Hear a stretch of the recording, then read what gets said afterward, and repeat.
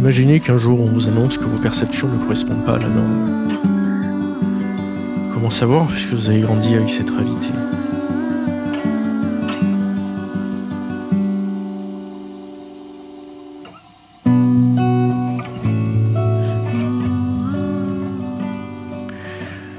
Qu'est-ce que la perception finalement? Elle est décrite comme un processus complexe qui englobe la réception, l'interprétation et l'attribut de sens aux informations sensorielles, formant ainsi notre compréhension du monde. Alors dans quelle mesure notre perception individuelle reflète-t-elle la réalité objective qui nous entoure? Et comment nos expériences, nos interprétations personnelles façonnent-elles notre compréhension du monde?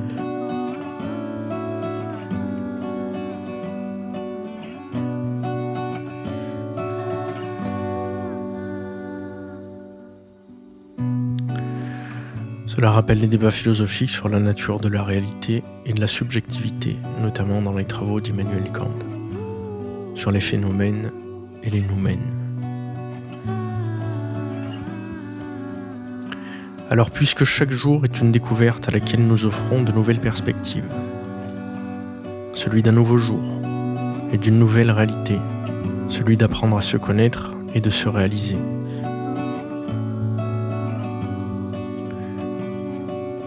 J'ai une question pour vous. Et si votre singularité était un super pouvoir? Qu'en feriez-vous?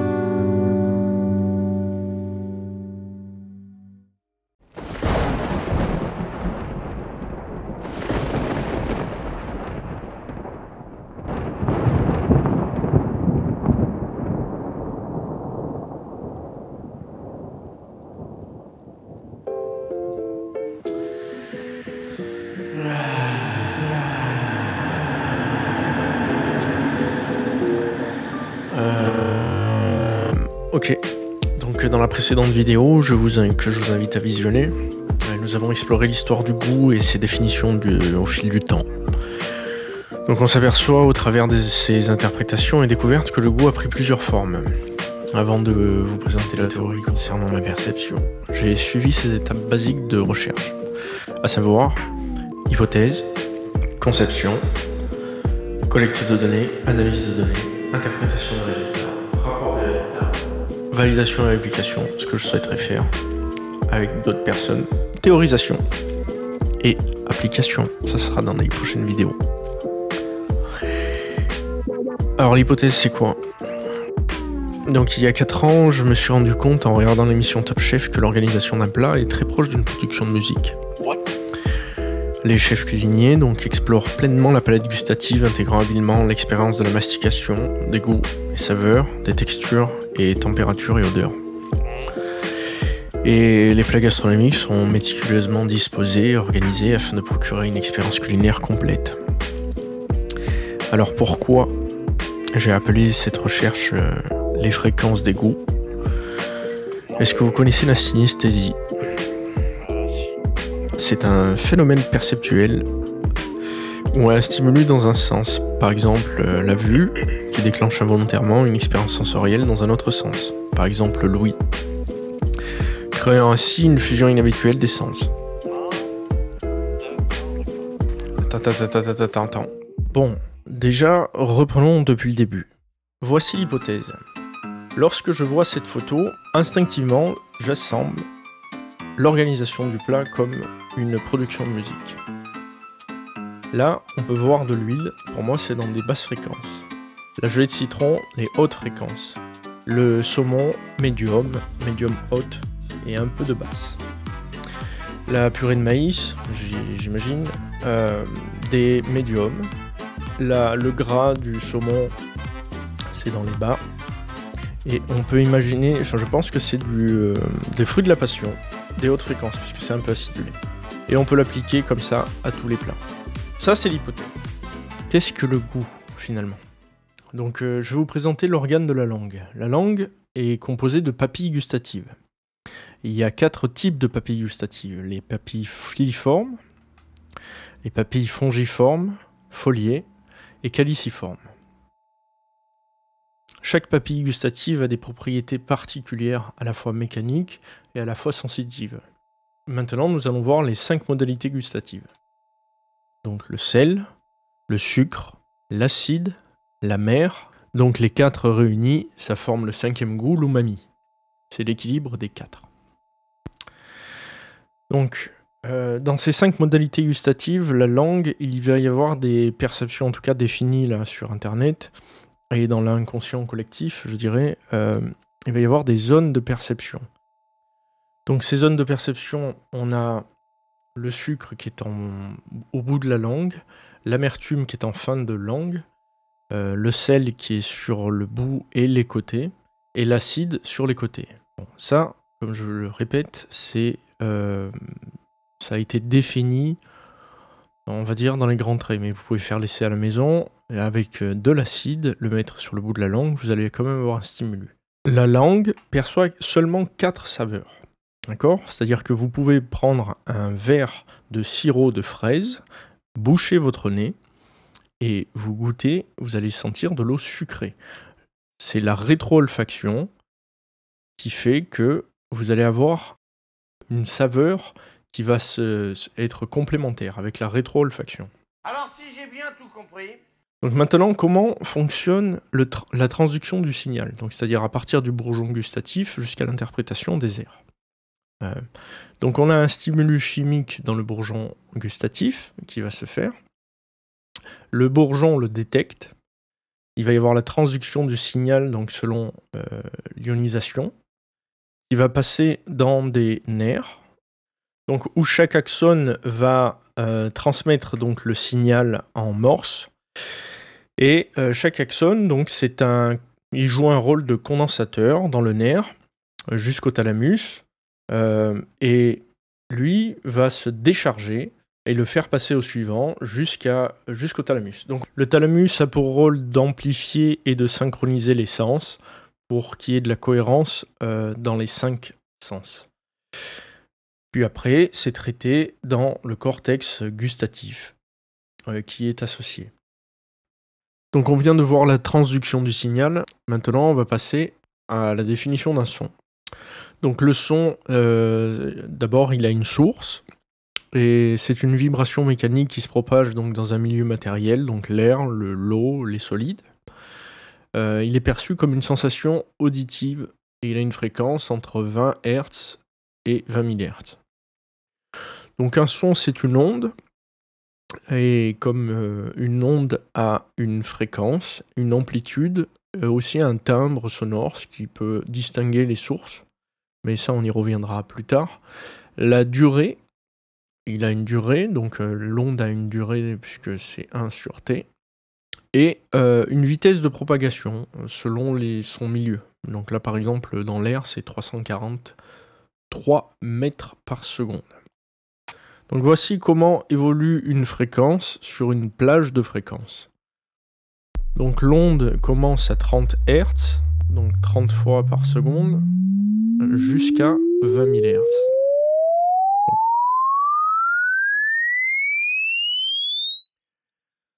Donc voilà.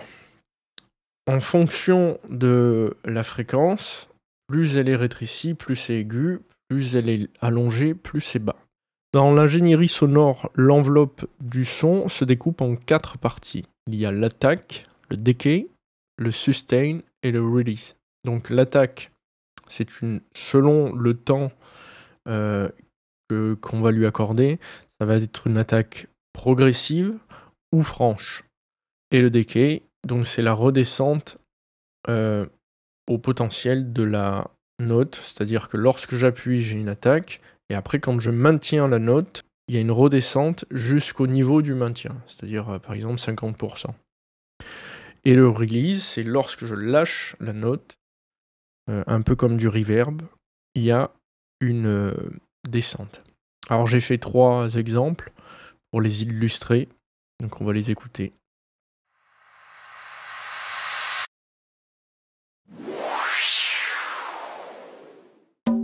Donc ça, c'est la partie enveloppe d'un son. Donc maintenant qu'on a la base ingénierique de l'audio, on va revenir sur la plage de fréquence et comment on organise un orchestre. Là, entre autres, c'est un orchestre avant. On peut voir que le double basson occupe une certaine plage de fréquence. Il peut monter en fonction de la gamme. Et le piccolo, qui est tout en haut, va occuper une autre plage de fréquence. Et donc, vous le voyez venir, chaque instrument est à sa place.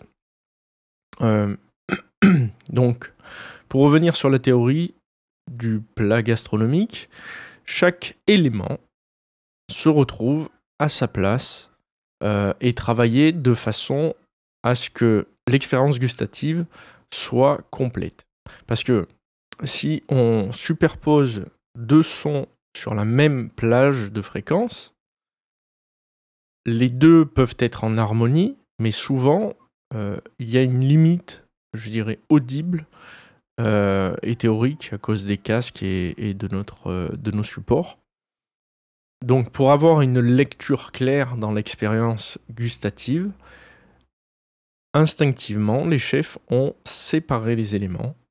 Déjà parce que c'est attrayant visuellement, et d'autre part, pour ces raisons d'expérience gustative. Donc alors, c'est quoi l'expérience gustative? Et maintenant, on va rentrer dans la perception gustative. Donc j'ai séparé ça en 3 degrés sensoriels. Il y a les chimiorécepteurs qui sont directs, olfactorécepteurs, c'est-à-dire que c'est l'expérience gustative chimique et rétro-olfactive.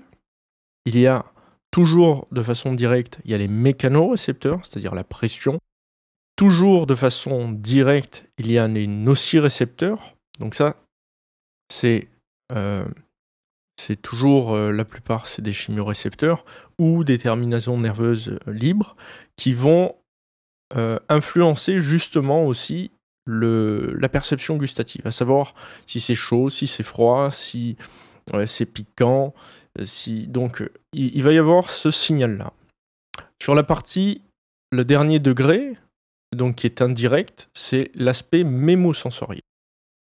Donc l'aspect mémosensoriel, il y a l'audiorécepteur et le photorécepteur.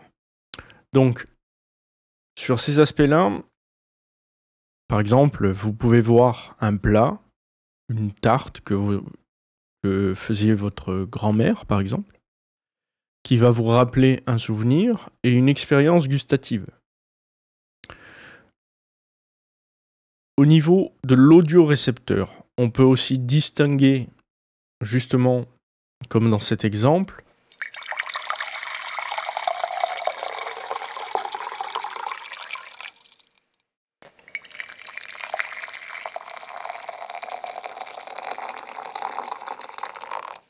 la température de l'eau qui va s'écouler.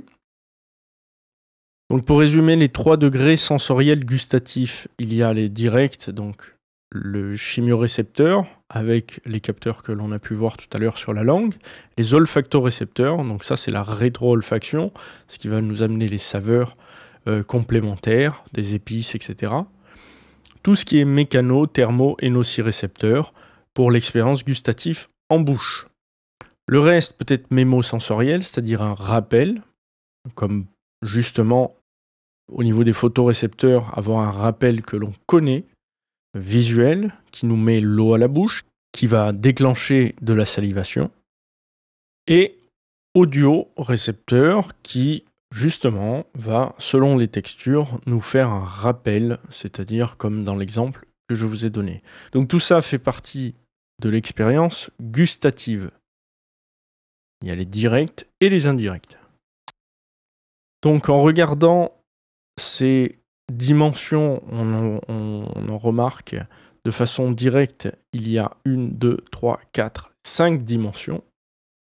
Donc on appelle ça un hyperespace de variation. Donc à partir de là, dans cet hyperespace de variation, on peut moduler donc un vecteur fonction de chacune des perceptions gustatives issues des capteurs de notre corps.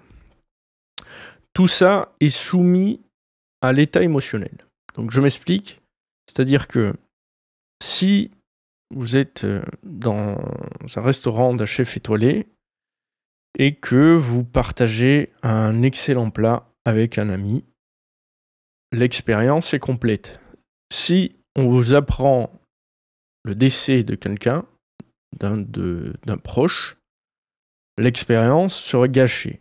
Pourquoi ? Parce que l'attention sera focalisée ailleurs. Donc l'état émotionnel prime sur l'expérience. C'est-à-dire que si vous êtes préoccupé, vous ne vous êtes même pas rendu compte que vous avez terminé votre plat par préoccupation. Donc on a vu la perception gustative dans son hyperespace de variation. Maintenant, j'aimerais revenir sur les chimiorécepteurs et les mécanorécepteurs. Brièvement. Sur la partie chimiorécepteur, donc on l'a vu dans la transduction d'un signal, c'est par polarisation. Donc l'acide, le sucre, l'amer et le salé sont captés par les capteurs de la langue. Il y a une 5e saveur que l'on peut percevoir qui s'appelle l'umami. C'est plutôt un équilibre des 4. Ayant fait le test avec du glutamate, qui justement c'est la 5e saveur, les temps de déclenchement, on sent qu'il y a du sucre, du sel, de l'acide, tout est là.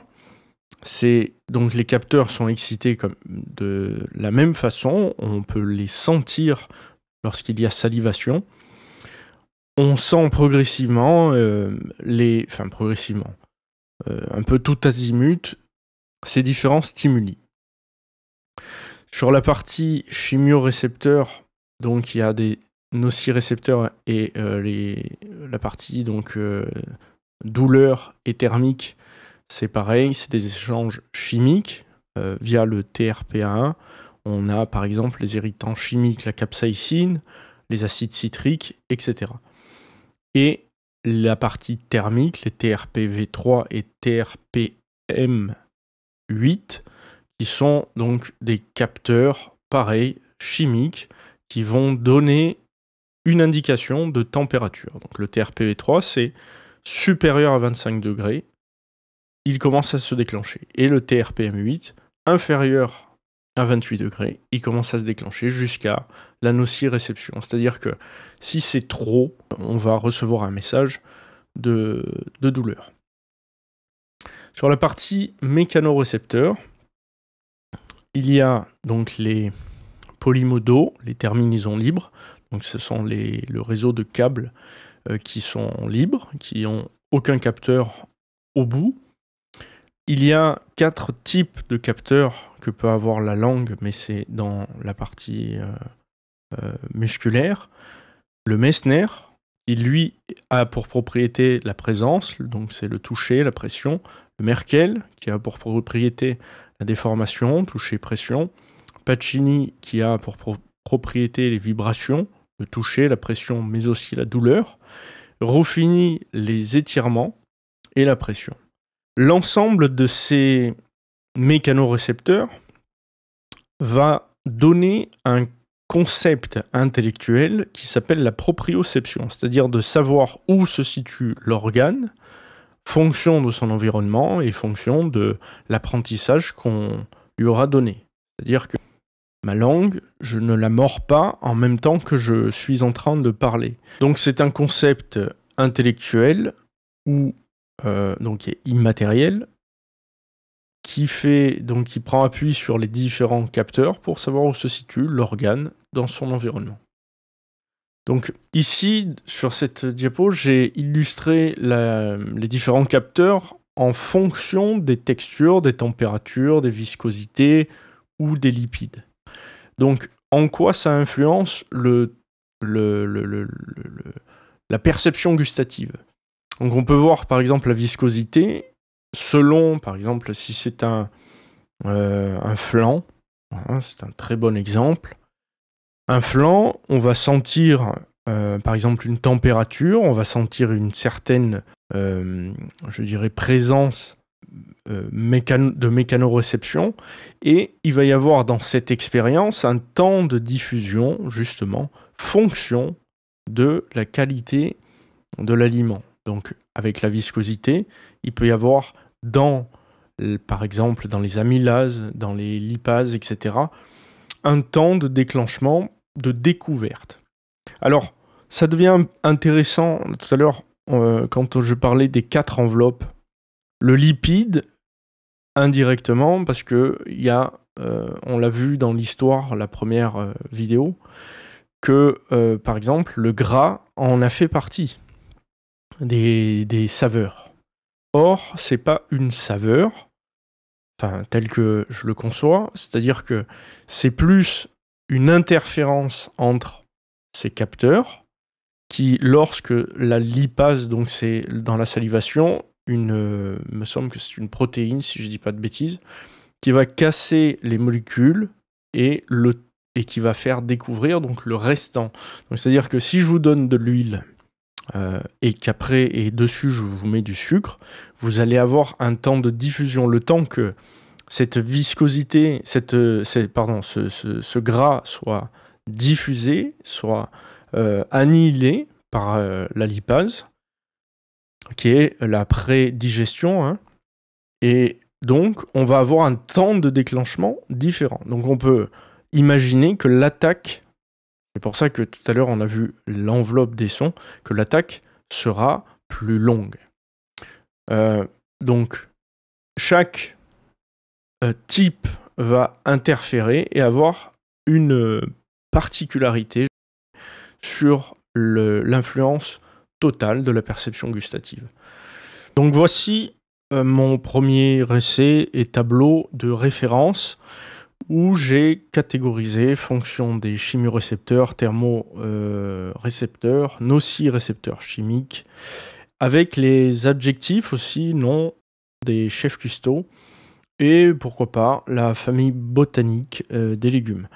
Donc les chimiorécepteurs, sur la même plage de fréquence qu'on a pu voir tout à l'heure, de 0 donc, à 20 000 Hz, j'ai catégorisé donc le sucre, le sel, l'acide et la mer. Dans ce tableau, dans le côté chimiorécepteur, j'ai intégré aussi le gras, l'huile, le beurre, qui pour moi font partie des basses fréquences.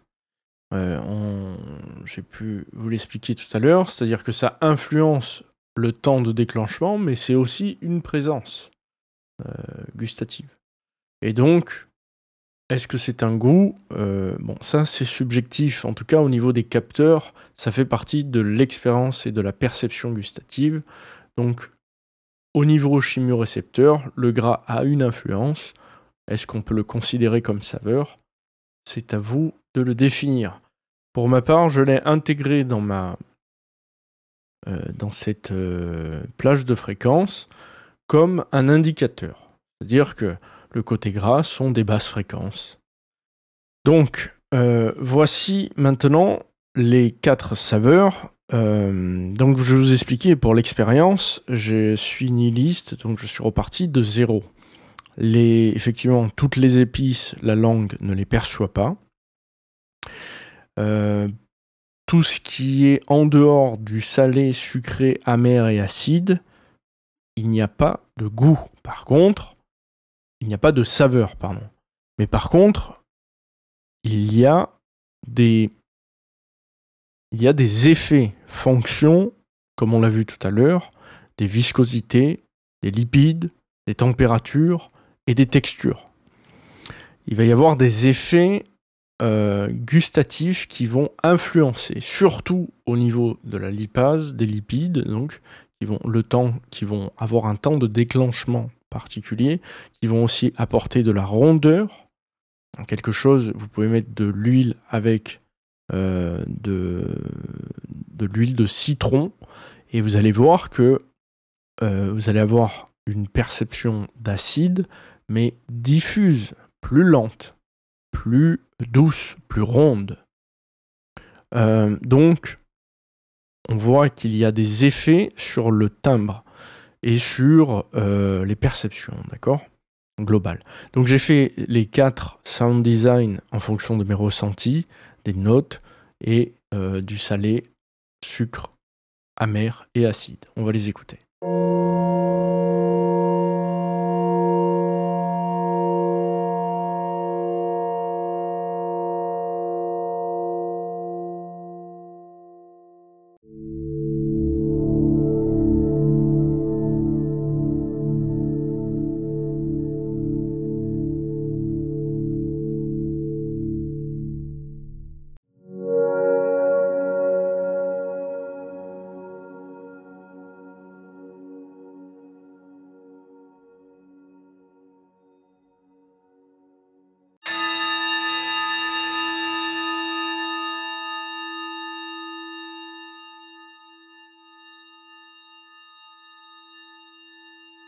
Donc pour décrire brièvement le salé, il y a des basses, mais on peut voir qu'il y a des notes qui sont fondamentales, d'autres harmoniques qui sont précises.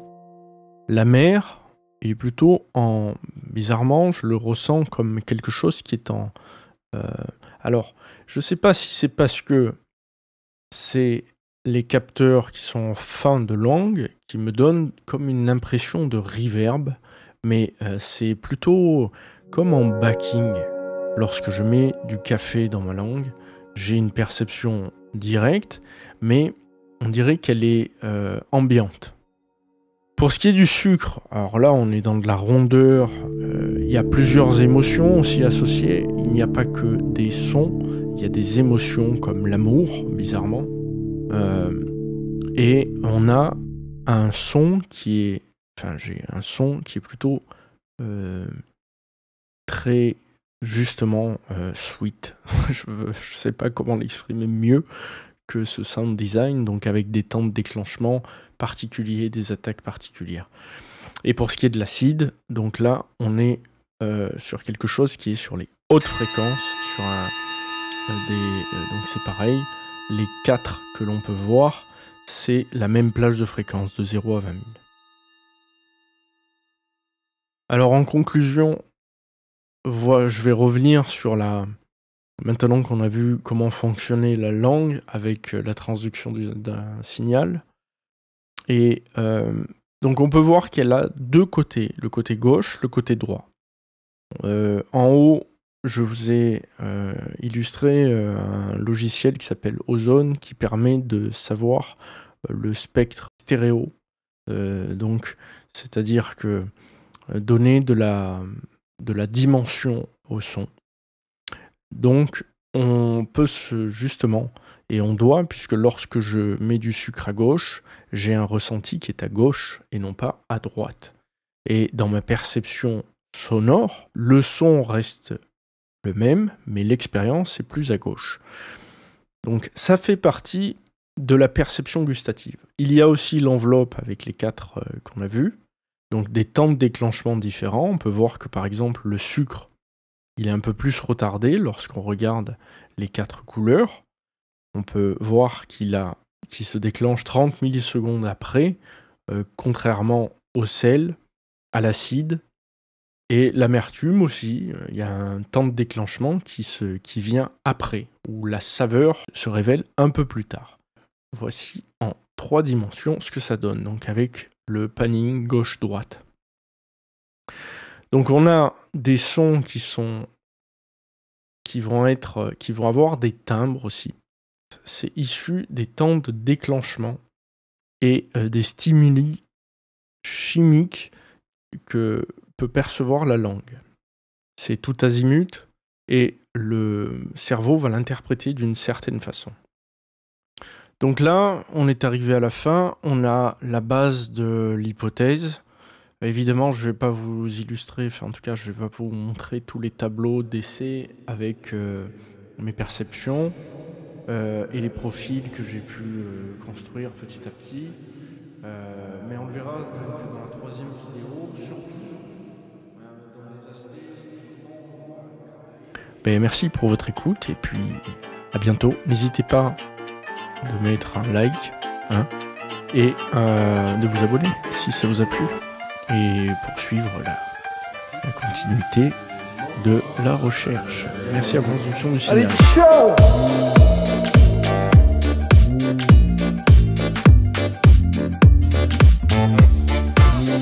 Mais ça passe toujours et essentiellement par ces caps.